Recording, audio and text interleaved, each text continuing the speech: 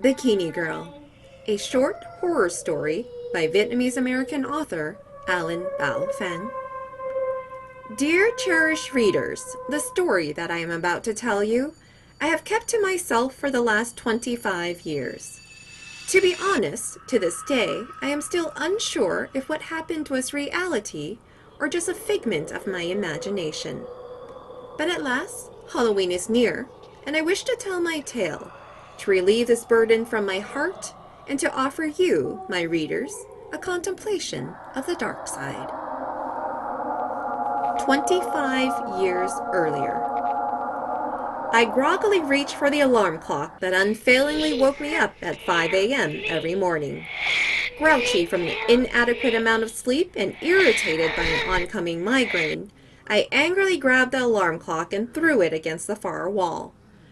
The alarm was immediately silenced as the clock broke into a multitude of pieces.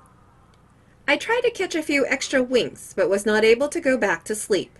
Getting out of bed, I quickly stepped over to the bathroom to brush my teeth and wash my face. I then grabbed my ever-ready bag of swimming gear and dashed out the door into my car and headed straight for the university swimming pool.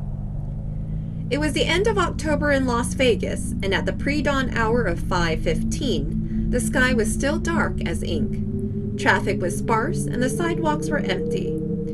Despite the street lamps, I occasionally had to turn on my high beams to cut through the thick morning fog. Seemingly out of nowhere, a sports convertible pulled up next to me at a stoplight. A young lady with curly red hair and a fantastic body stood straight up from inside the car.